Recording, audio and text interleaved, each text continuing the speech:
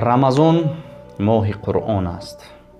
қуръони карим дар ин моҳи шарифи рамазон нозил шудааст ва барои истиқболи қуръони карим дар моҳи рамазон рӯза гирифтан ба мо амр шудааст.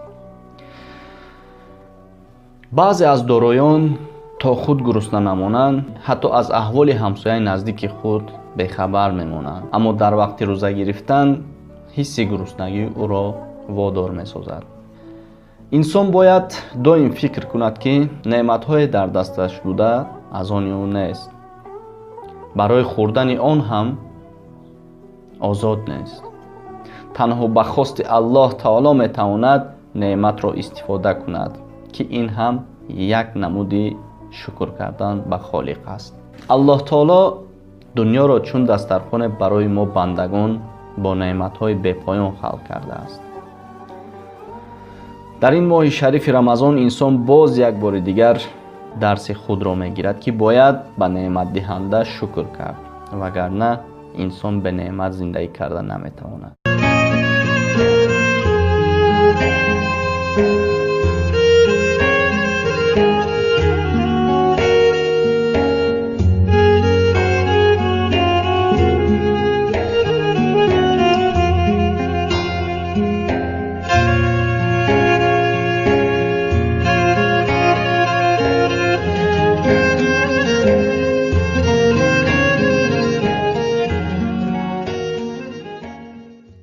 салому алейкум бародарон ва хоҳарони азиз, хушомадед ба канали Ҳамнаво. бо шумо ҳастам Али Акбар.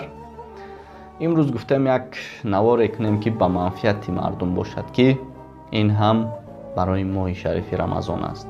ва албатта ки ҳар як инсон ин моҳи муборакро интизор аст. муборак мегӯем ба тамоми мусалмонони рӯи олам ин моҳи шарифи рамазонро ва худованд дуо кунем, ки ба ҳамаи мо сабр диҳад. ва мегзарем ба мавзӯи имрӯза аз канали Ҳамнаво дар YouTube барои моҳи мубораки рамазон барои шумо наворе омода кардам. пеш аз видеоро сар кардан барои тамоми мусалмонони рӯи олам, барои тамоми мардуми тоҷикамон паҳн шудан, ҳатман лайкро дареғ надореду дар имои худ паҳн кунед, то ин ки дигар бародарону хоҳарони мо аз ин видео фоида кунанд. чаро рамазон ва чаро рӯза? рамазон ҳам яке аз асосҳои ислом буда, ибодати моҳонае дар як сол мебошад, яъне ибодати мавсимӣ аст. рӯза ибодатест, ки дарки қадри неъмату неъматдиҳандаро дучанд мегардонад, нафсро тарбия мекунад, аз ҳоли фақирон бархурдор месозад ва албатта ки ба парҳезкорӣ роҳнамоӣ мекунад. рӯза дарки неъмат аст. аллоҳ таоло дуньёро чун дастархоне барои мо бандагон бо неъматҳои бепоён халқ кардааст. барои мисол, занбуре ки неш дорад, бо заҳмати зиёд барои инсон асал тайёр мекунад ва ҳашароти бедаст барги дарахт мехӯрад ва барои инсон абрешим медиҳад. ҳамаи ин далоил ба он мерасонад, ки инсон холиқи худро шиносаду амрҳои ӯро итоат кунад. аммо инсони ғофил ҳамаи ин неъматҳоро намебинад ва иртиботашро аз аллоҳ таоло дур мекунад, ки дар охир боз худаш зиён мебинад. дар ин моҳи шарифи рамазон инсон боз як бори дигар дарси худро мегирад, ки бояд бар неъматдиҳанда шукр кард, вагарна инсон бе неъмат зиндагӣ кардан наметавонад. ва ҳамзамон инсон дар ин моҳи муқаддас аз хӯрдану нӯшидану ҷимоъ кардан дар соати рӯзадорӣ дур мегардад ва ҳар қадамашро бо ибодат мегузаронад, ки инро ҳаёти малакутӣ дар миёни башар меноманд. ва ҳатто мусалмонон дар ин моҳи шарифи рамазон чун як артиша якҷоя ифтор мекунанду якҷоя ибодат мекунанд, ки албатта баракати зиндагӣ ва ибодат ҳам барзиёд мегардад. дар чунин моҳи муборак ба мисли малоик зиндагӣ кардан аст. аммо афсӯс, баъзе аз касоне ки узр надоранду ин моҳи муборакро қадрдонӣ намекунанд, чун дигар махлуқҳо мехӯранду мепӯшанд, пас чӣ гуна онҳоро дар қатори башар ҳисобид? рӯза чун шукр ба неъматдиҳанда аст. яке аз ҳикматҳои рӯза қадру қимати неъматро донистан ва бар неъматдиҳанда шукр кардан аст, ки дар ин ибодат рӯза василае мегардад. неъматҳо барои тафаккур сабаб мешаванд. мо бандаҳо бояд неъматҳоро дида соҳиби неъматро шиносему ба ӯ ташаккур бигӯем. барои мисол себеро гирем, мо дар як вақти кӯтоҳ себро нӯши ҷон мекунем, аммо фикр намекунем ки барои омода шудани як себ чӣ корҳо анҷом меёбанд. зеро барои омодашавии як себ офтоб лозим аст, гардиши замин лозим аст, шамол лозим аст, яъне бисёр амалҳои бузург лозим аст. аммо мо ҳамаи ин амалҳоро нодида мегирем. бо як порча замини беранг, бемазза, бебӯй як донаи беҷон ба як растании ҷондор табдил мегардад ва барои мо бандагон меваи гуногунмаззаю рангоранкро тақдим мекунад. ин ҳама маънои онро дорад ки соҳиби илму иродаву қудрат аллоҳ таоло ҳамаи ин амалҳоро дар махлуқони беҷону ҷондор вазифадор мекунад ва албатта барои инсон. барои дарки неъмат ва неъматдиҳанда мисоли дигареро мебинем. подшоҳе ба дасти намояндааш ба мо тӯҳфаҳо ирсол кунад ва мо ҳамаи сипосгузории худро ба намояндаи подшоҳ кунему подшоҳро фикру қадрдонӣ накунем. магар ин ташаккургӯӣ ба пуррагӣ анҷом меёбад? албатта ки не. пас ҳамаи касоне ки бар мо неъмат пешниҳод мекунад нақши намояндагиро мебозанд, яъне намояндагии ҳақ таоло соҳиби тамоми дунё ва моли дунё аллоҳ таоло аст. бар ивази неъматҳо аз мо шукр карданро мехоҳад. албатта ки шукр ӯро шинохтану неъматҳоро қадр кардан аст. рӯза калиди шукр аст. агар инсон то маҷбур намонад, гуруснагии ҳақиқиро дарк намекунад ва то гурусна намонад, қимати неъматро намедонад. қимати нони қоқро шикамсер ва ё одами доро намедонад ва ҳатто намебинад. лекин дар моҳи шарифи рамазон дар вақти ифтор чӣ доро ва чӣ нодор қимати нони қоқро дарк мекунад ва ин ба он оварда мерасонад ки кулли инсон тамоми неъматҳои аллоҳ таолоро дида ба ҳақ таоло шукр мекунад.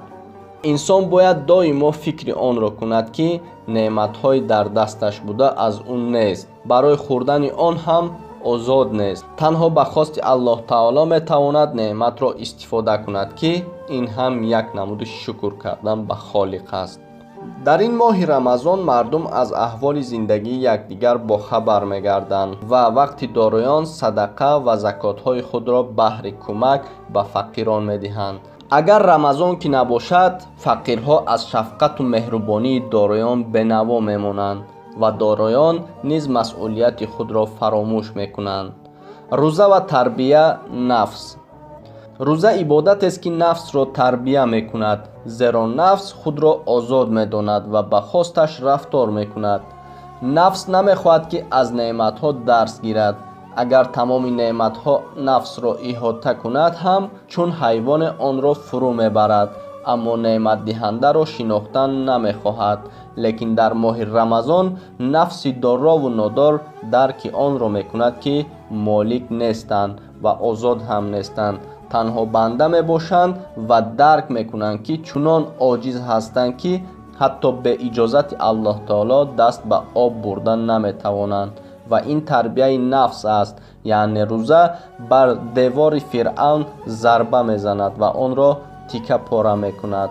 рӯза бар нафс оҷизу нотавон буданашро мефаҳмонад. дар ҳадисе омадааст ки аллоҳ таоло нафсро пурсидааст ки ман кӣ ҳастам ва ту кӣ ҳастӣ? нафс мегӯяд ман манам ва ту туӣ. аллоҳ таоло нафсро ба ҷаҳаннам андохт ва боз пурсид ман кӣ ҳастам ва ту кӣ ҳастӣ? нафс гуфт ман манам ва ту туӣ. нафс пас аз ҳама гуна азобҳо ҷавобаш тағйир намеёфт. нафс аз худпарастии худ даст намекашид. аллоҳ таоло ӯро бо гуруснагӣ имтиҳон кард ва боз пурсид ман кӣ ҳастам ва ту кӣ ҳастӣ? нафс гуфт ту рабби раҳим ҳастӣ ва ман бандаи оҷизи ту ҳастам. алҳавбавӣ дуррутулвозиин саҳифаи 11. инсон дар вақти серӣ аз оҷизии худ фаромӯш мекунад ва даруни худаш буте месозад ва худро оҷиз дидан намехоҳад. инсон намехоҳад донад ки از گوشت و استخوان عبارت است و زود نیست می‌گردد، اما انسان وجودش را نمیرنده حس می‌کند. بر لذت و منفعت دنیا دل می‌بندد و از غایه آفرینش خود بخبر می‌ماند. رمضان ماه قرآن است. قرآن کریم در ماه شریف رمضان نازل شده است و برای استقبال قرآن کریم در ماه رمضان روزه گرفتن بر ما امر شده است. در این ماه مبارک انسان از همه گونه رفتارهای نفسانی دوری جسته به حیات ملکوتی می‌گذرد و چنان قرآن را تلاوت می‌کند که گویا تازه یعنی نو نازل گردیده است. وابسته از دارایی معنویات وقتی گوش کردن قرآن چنان حس می‌کند که گویا از رسول الله صلی الله علیه و سلم شنیده ایستاده است، بلکه از حضرت جبرائیل رضی الله عنه و حتی از خداوند متعال شنیده ایستاده است. این همه سویه ها از خود انسان وابستگی دارد. در این ماه مبارک خواندن و گوش کردن قرآن یکی از بهترین عبادت هاست. پس در این ماه شریف رمضان چقدر امکان آماده کنیم تا بهر خواندن و گوش کردن قرآن استفاده کنیم. این است که برای دریافت رضایت الله تعالی امتیاز احسان کرده آفریدگار را استفاده کنیم تا در پشیمانی برایمان گشوده نگردد. این زمین سرحاصل را بهوده از سرمان دور نسازیم. باران برکت را استفاده کنیم و ان شاء الله حاصل فراوان برایمان تقدیم میکند. ماه شریف رمضان یک تحفه است برای بندگان و خوش بر آن بنده هایی که این تحفه را با عقلانه استفاده میکند، چون خود را در این ماه شریف رمضان به شکل اعلای مسلمانی در آوردیم. پس از رمضان رفتار والای به دست آوردهمان را از دست ندهیم. حداقل 1 یا 2 مرتبه روزهای دوشنبه و پنجشنبه روزه گرفتن که آن هم سنت است عادت کنانیم. خواندن قرآن و نمازهای فرض و واجب و سنت و نفل را در وقتش ادا کنیم. هفته 1 شب را چون شبهای رمضان احیا نماییم، با امید عمر باقی را چون ماه شریف رمضان گذرانیدن تمام مسلمانان عالم. خوش بینندگان عزیز، این بود یک نوار دیگر با پایان رسید. فکر میکنم که در حقیقت موضوع خوب بود و همیشه خداوند در پناهش نگه دارد همه ما و شما را. خداوند وطن عزیزمون را از همه بلا و آفت ها نگه بدارد. خداوند تمام مهاجران را از همه بلا و آفت ها نگه بدارد، در کارهایشان برکت. خودتون رو ناز نگاه کنید. خداوند یک بار دیگر مبارک گرداند.